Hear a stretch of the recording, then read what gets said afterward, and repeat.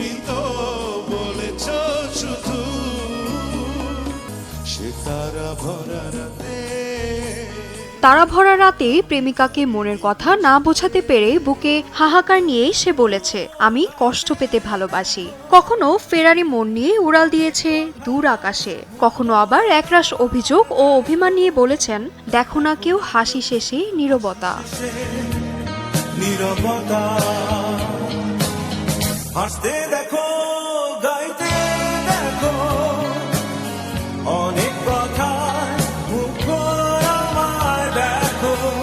ঘুমন্ত শহরে খোলা আকাশের নিচে রূপালী গিটার নিয়ে কত বিরহের গান গেয়েছেন। বলছি সঙ্গীত জগতের উজ্জ্বল নক্ষত্র আয়ুব বাচ্চুর কথা। বিরহী প্রেমিকের হাজারো নির্ঘুম রাতের সঙ্গী হয়েছেন এই তারকার একাধিক গান।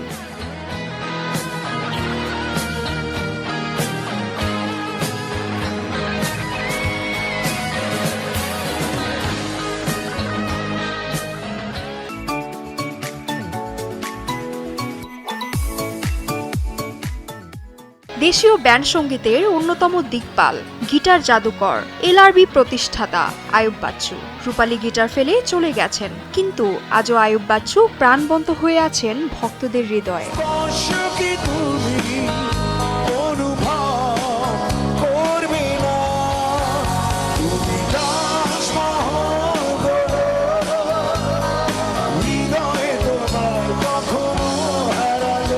দেশীয় ব্যান্ড সঙ্গীতের এই অগ্রপথিকের অনন্ত লোকে পাড়ি জমানোর দিনটি 18 অক্টোবর 2018 সালে মাত্র 56 বছর বয়সে হৃদরোগে আক্রান্ত হয়ে শেষ নিঃশ্বাস ত্যাগ করেন ব্যান্ড সঙ্গীতের এই উজ্জ্বল নক্ষত্র।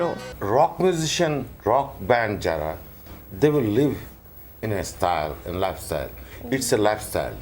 আজ গিটার জাদুকর খ্যাত এই কিংবদন্তির জন্মদিন। বেঁচে থাকলে পা ফেলতেন 62 বসন্তে, হয়তো তারা ভরা রাতে একচালা টিনের ঘরে আনন্দ আড্ডায় প্রিয়জনদের নিয়ে কাটতেন কেক, সিক্ত হতেন অগণিত ভক্তের ভালোবাসায়। কিন্তু রূপালী গিটারের জাদুকর এখন চিরতর ঘুমন্ত শহরে।